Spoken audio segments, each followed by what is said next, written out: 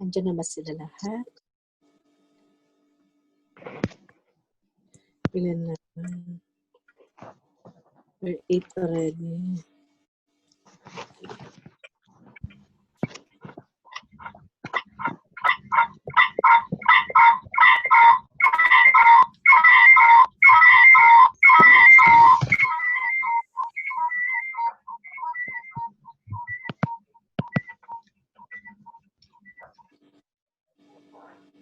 Sandali ha.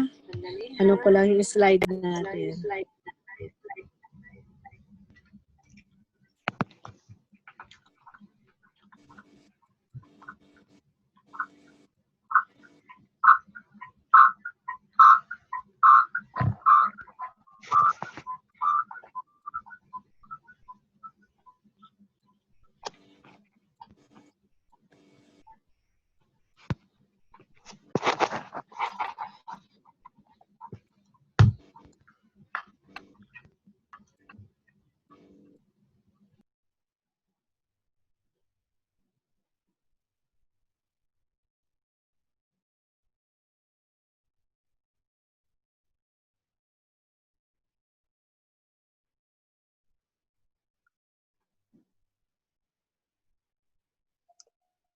Okay.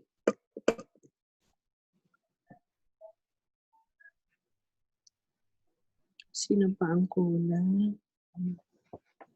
Okay, I think we are already complete.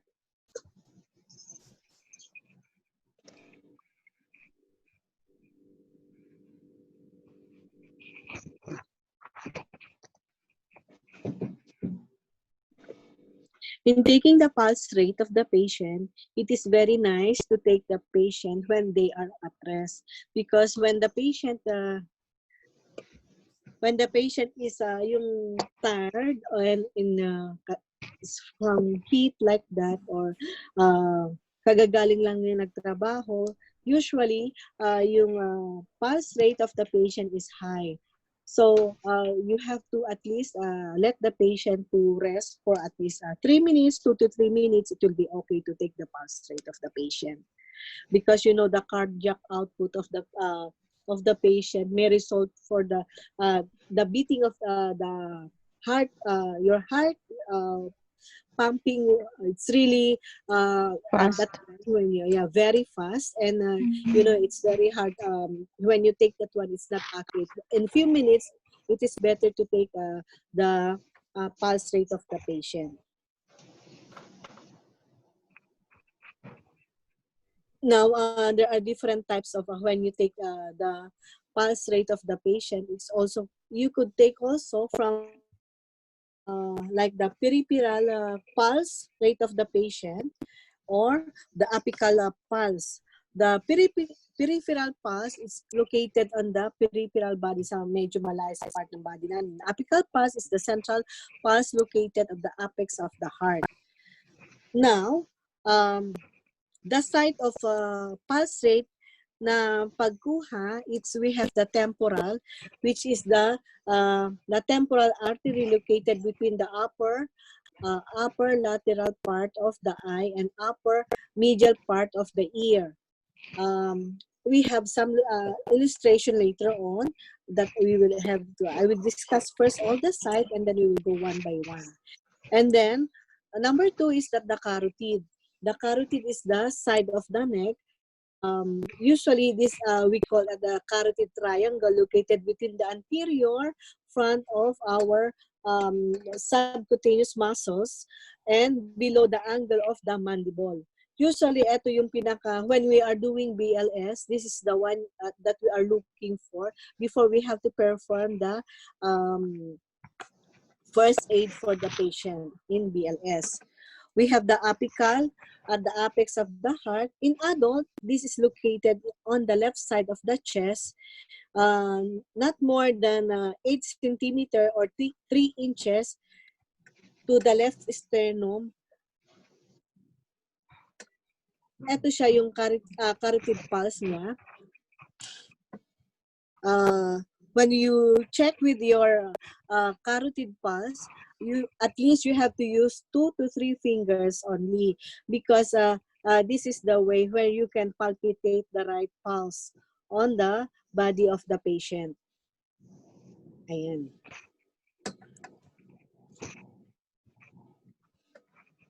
Usually, yung sa apical, in adult, it's located yung sa apical pulse rate, which is located 8 centimeters or 3 inches in the left sternum and under the third, fourth, fifth, or sixth intercostal space.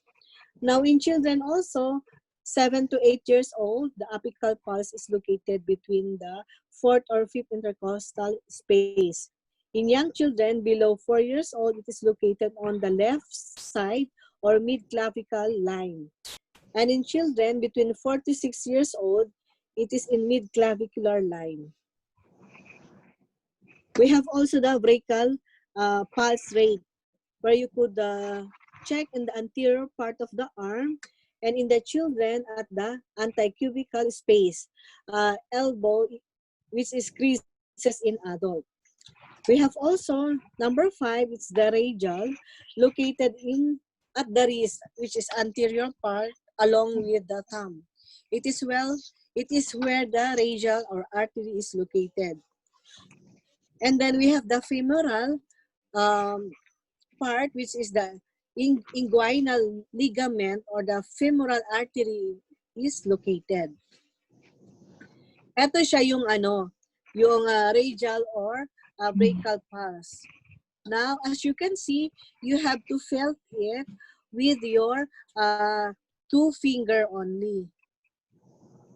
Dito sa may radial pulse natin, this is the first one, the radial pulse. And then, yung dito, the second one, it's the brachial. Yeah.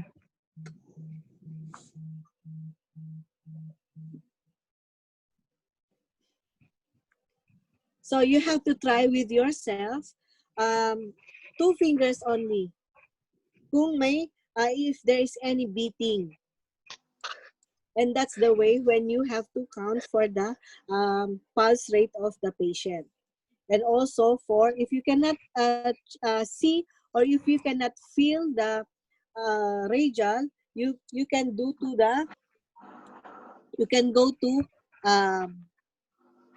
brachial artery, the other one. Also, the popliteal area, which is located in the popliteal region, located at the back of the knee, or the posterior tibial in the medial aspect of the ankle, elsewhere to the posterior tibial artery is located. Dorsalis pedis, where the dorsalis pedis artery passes over the bone to the foot and between the big toe and the second toe. Eto siya. Ganito siya. You know why I'm telling you to, I'm showing you the location? Because, you know, if some nerve or artery that is not available, you cannot palpitate, you have to look for the other way. Like, for example, you cannot palpitate for the pulse rate in the radial.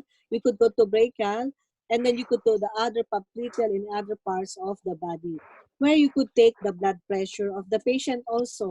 Kasi I experienced this one when I was studying also.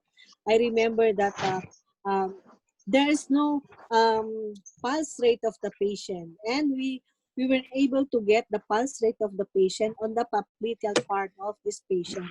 Yung first na picture, itong first na picture, we were able to take the blood pressure of the patient. And also, it depends upon the case of the patient and availability where you could take the blood pressure of the patient also.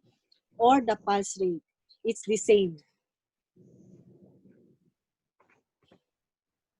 Now, I just want you to look at this one. You have to, the radial pulse, which is the reason why you are checking for this one is that readily, it is very accessible and routinely used. Yung radial kasi, you just only hold on her radial pulse and you could take already the pulse rate of the patient. Temporal, usually we use this one when radial pulse is not accessible also. And carotid, we use this one for infant in case of cardiac arrest or to determine the circulation of the brain. Not only for the children but also for the adult. There are some sites that you could not palpitate. The last one that you will sight is the carotid because the carotid is always present. The apical pulse site is routinely used for infant and children up to 3 years of age. It is used also to determine the discrepancy with the radial pulse and use of conjunction with some medication. We usually use this apical pulse if there is any doubt for taking for the radial pulse of a children. So we do the apical pulse. Also the brachial, we use to measure the blood pressure or to use for the cardiac arrest infant. We are using this one, this brachial. And another thing is that the femoral, we use in case of cardiac arrest. For infant and children, determine the circulation in the leg. And then popliteal, usually used to determine the circulation in the lower leg or leg of blood pressure, leg blood pressure. The posterior tibial part is also to use to determine the circulation of the foot. We are trying this one, especially when the patient is diabetic. We search for that one. Also the pedal pulse. We use to determine the circulation of the foot. Kasi if the patient is diabetic, makita mo na it's become darken the skin and it become also swollen like that. So you have to check for the pedal pulse of the patient. Now, when assessing the pulse, pulse is commonly assessed by palpitation and auscultation. Meaning to say, you have to assess the patient by touching the patient. You have to touch with your, like this, 2 finger. And either, also, if you cannot feel any palpitation of this, you can go here on the brachial part. And also from the femoral, dito sa may, malapit sa singit natin, I cannot, and then also from the different parts of the one that I tell you, that I mentioned it already. So when checking the pulse rate, always use like this, the two fingers. If it's hard for you, you have to use three. Pero mas maganda, it's 2 only. And if you cannot palpitate, you cannot feel it, anything, you go for the other, because we have 7 parts. You could search any pulse from that one. And reading for the pulse rate of the patient, depende sa case niya. If there is also so many palpitation or contractures or anything that inside the anything that attached instrument for the patient, and you cannot use it's either the 2 fingers, either 2 hands, it's not available, you could go on the lower part or other part of the body. I remember my daughter before, they cannot take for the intravenous infusion for her. So they check her, the radial pulse, brachial pulse on the foot and everything. So they were not able to take it, even for the here on the frontal area. So they do it here. They check it here for here, and then they open for the IBF or for the dextrose or any blood introduction or any medication. So there are so many things or so many ways to check the pulse rate of the patient. At the same time, we have to be very careful in having this pulse rate, because when you count it, it should be the full 1 minute, because there are some doing it times 4, like for example, they count it only for 20. and then they make it times 4. It's laziness and it's incorrect and it's unfair for the patient if you do that one. You have to count it in 1 full minute, even though they will tell you, oh, it's very, you are very slow. You know, it's okay that you are slow but sure.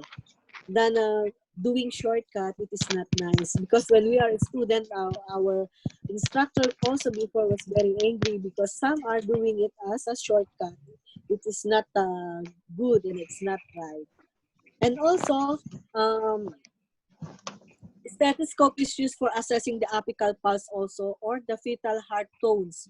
You have with you the stethoscope, so that's why it is very important. At this moment, you have your instrument with you, the blood pressure, and also with the body temperature, because we will schedule for 1 day for your return demo already, so that in your level you can know already, and when you are already with the patient, kahit na-close na yung eyes niyo, you do it heartedly already. Also, we do the Doppler ultrasound to use for the pulse rate for those patients who have a difficulty to assess.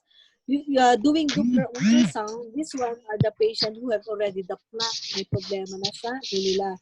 They have a physical condition already, which you cannot felt already the pulse rate because of the plaque inside the artery already.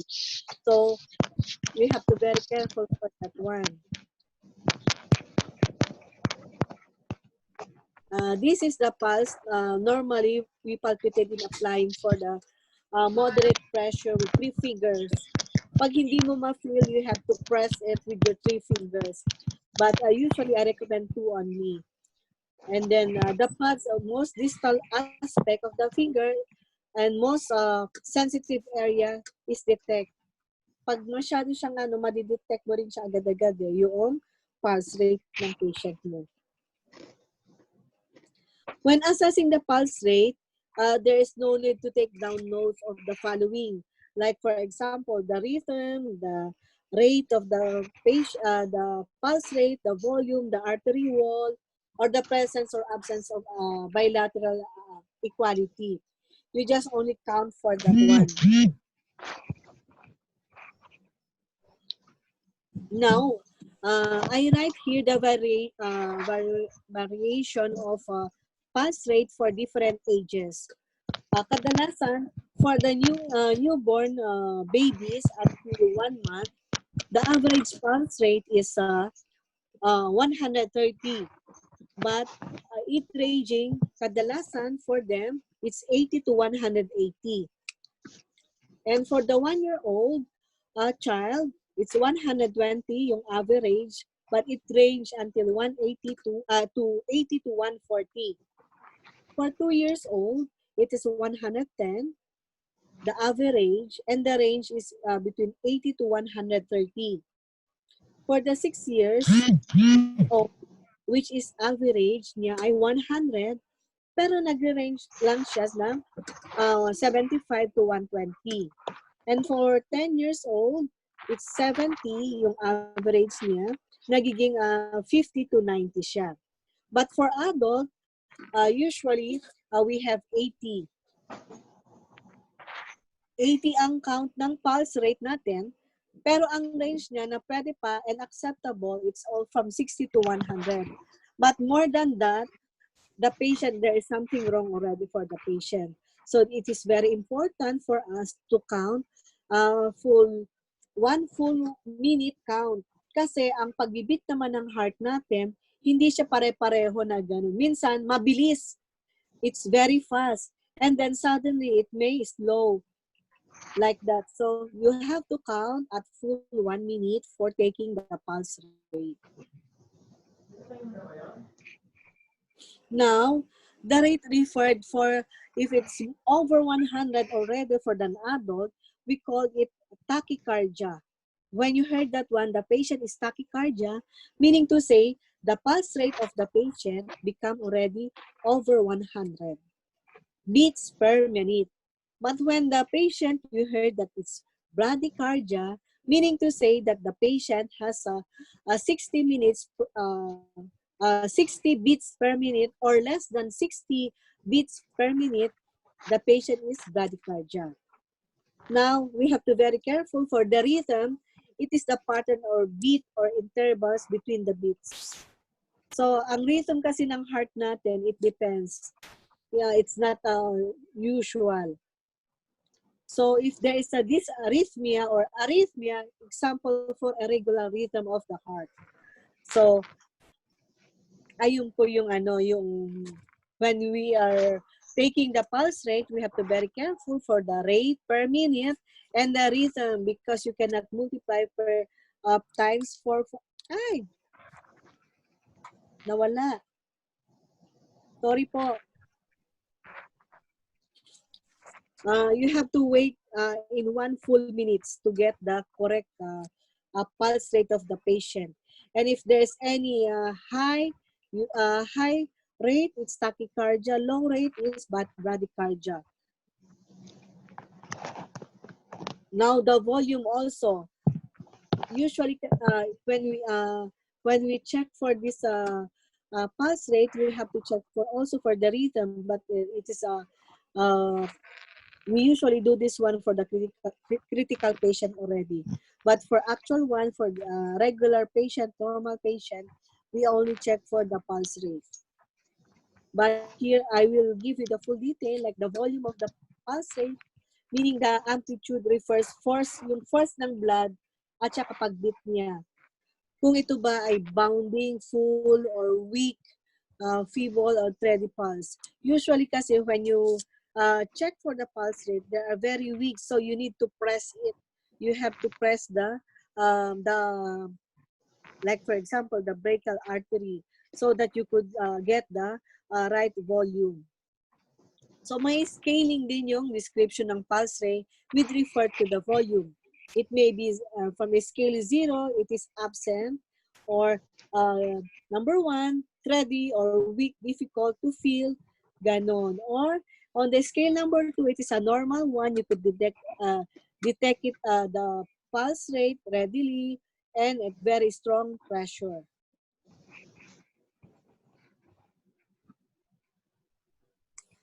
I think this one is not already needed for that one. Now, the factors affecting the pulse rate.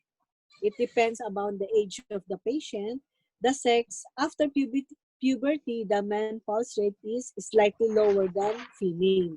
So, ang difference niya, mas slightly lower ang male than female. And exercise also, if you do a lot of exercise, it may affect also for your pulse rate. And if you have a fever, it may increase the metabolic rates of the patient and the pulse rate become high also. And when you are taking medication also, it may affect also for your pulse rate, especially when you are taking for usually yung kadalasan for the blood pressure, high blood pressure patient, or those patient referring for the heart conditions, that thing, you have to be very careful because there are some medication you have to check first for the pulse rate. You have to count it. If the patient pulse rate is high, you will not able to give this medication. If the pulse of the patient is normal, you could give like that. So also hemorrhage, if there is a loss of blood increase, a lot of blood loss, there will be increase of pulse rate also. And also when you are stressed, it may affect it, the pulse rate may be high. Now we'll go to respiration. Now respiration is an act of breathing. It includes the intake of oxygen and output of carbon dioxide. There are two types of respiration, which is the external respiration, the interchange of oxygen and carbon dioxide between the alveolar and the pulmonary blood. And then the other one is internal respiration. It takes place throughout the body.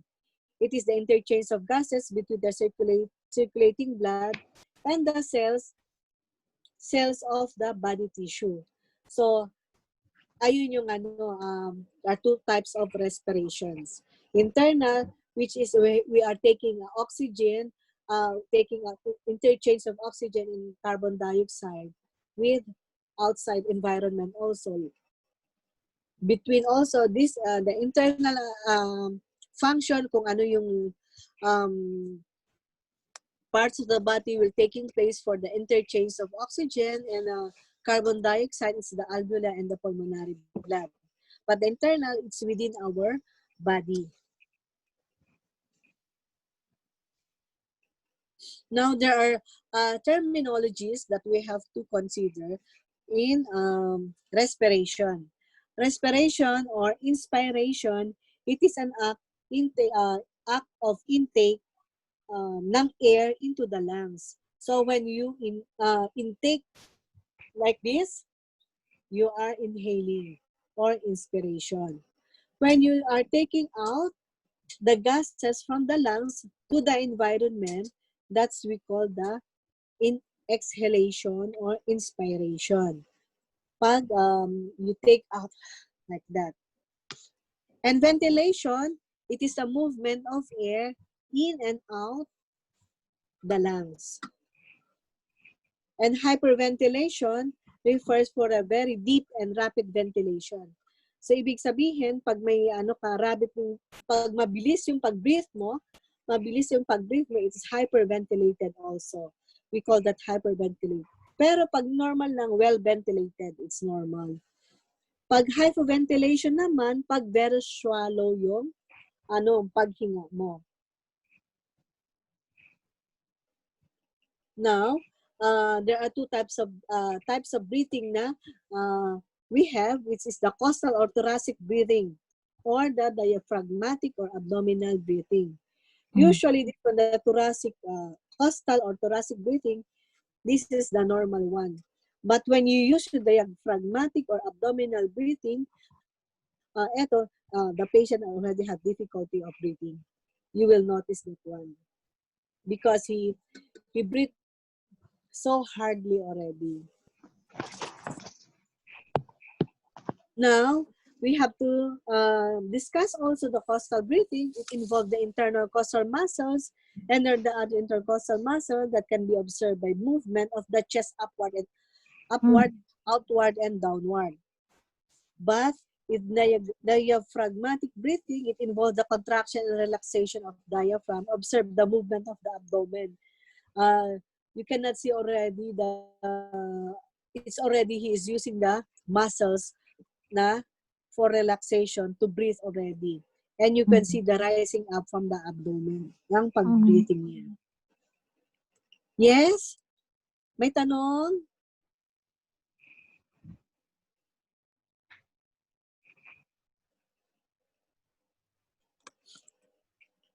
Ay, hindi na kailangan.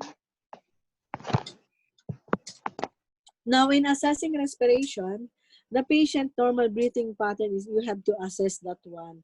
It should be in a resting mode or yung kapapahinga lang niya. You do not take a respiration of the patient when she is tired or from exercise or from outside. Give her at least 2 minutes or 3 minutes to calm down. You have to identify the behavior or activities of the patient, as well as when you are giving medication or any therapies that you get, because this will affect for the respiration taking. Pag galing siya sa labas, you see that we have this jogging or you have this exercise or the patient move or work a lot, you give time to rest para mag-rest for a while. Kasi maapektuhan yung pag-take mo ng respiration. You will be very high. You have to identify any health problems such as heart problems or any asthma or anything for the patient. You have to consider this one because you will notice that the patient is respiration is very high, but then you didn't know that the patient is asthmatic also if you are having a heart problem. So also this one is high also for them. Now the variation for the respiratory, usually for the newborn, we have this 35, average niya, 35. But it ranges from 30 to 80.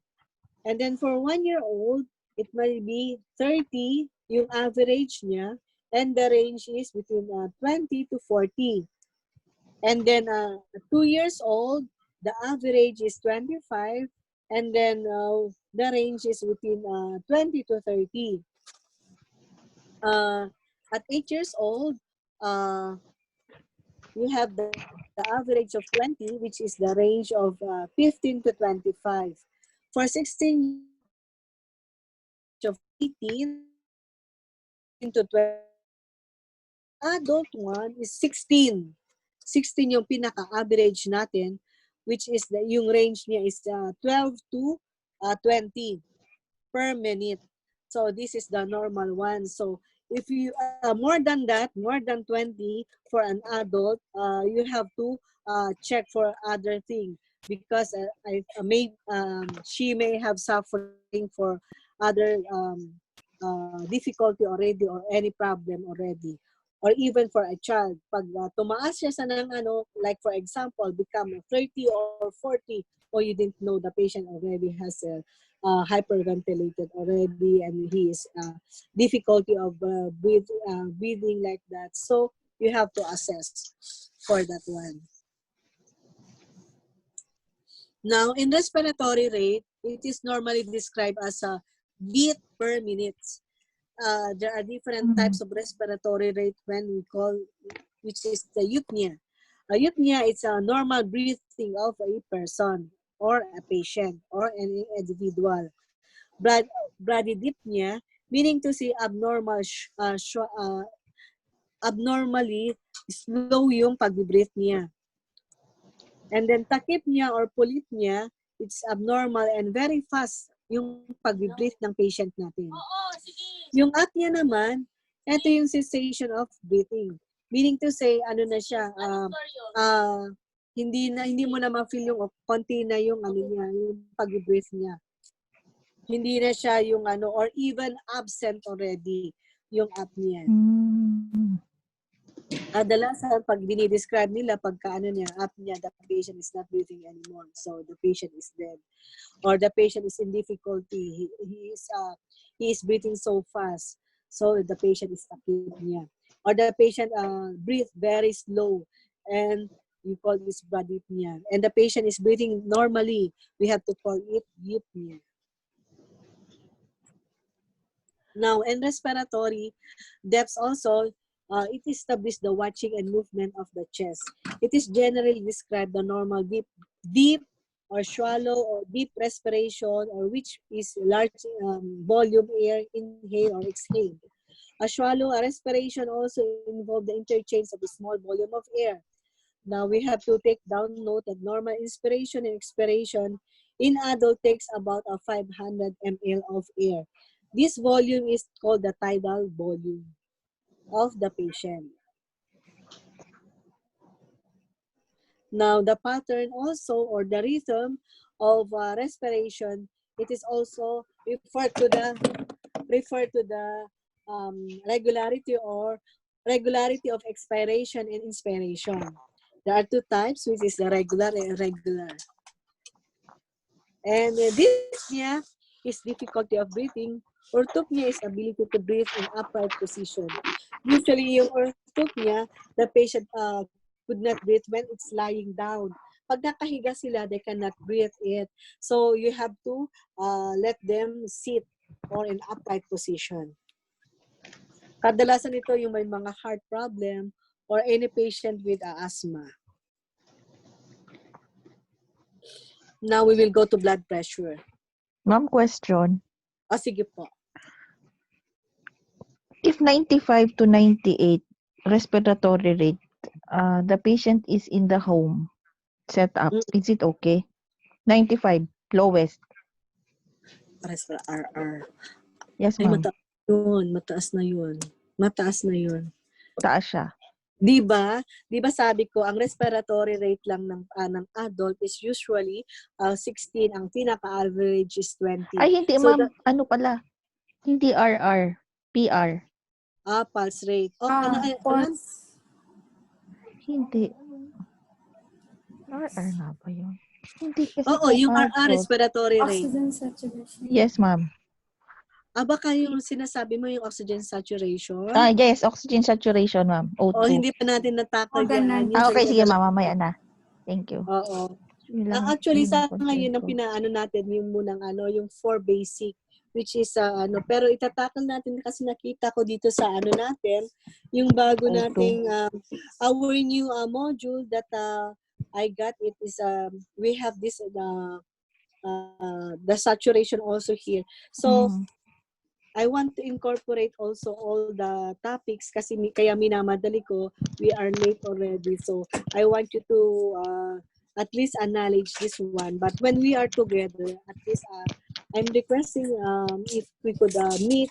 As of the moment, we are always online. So you have to practice it right. So that when we meet, you will be able to do it the actual, taking the pulse rate, you know where is the place or of taking the pulse rate, the respiration rate, the body temperature, and also the blood pressure, so that we could do, because I will request you to do in one session that we will do the vital signs and the bed making also, and everything. Actually, I will ask first the permission because the modules that we have is really far from the konti lang. We have few only things that we have to discuss, and I want, and it's not nice when you are already in other level and you do not know anything. It will be shame on my part. At the same time, it's also difficult on your part. So I want you to learn. I want you to be skillful, so that the patient don't have any comment or any problem with you, and you could help the patient more, and you could give the best care for your patient. Yes, ma'am. Any question? You're far. May tanong? Wala na po, ma'am. Now we'll go to blood pressure.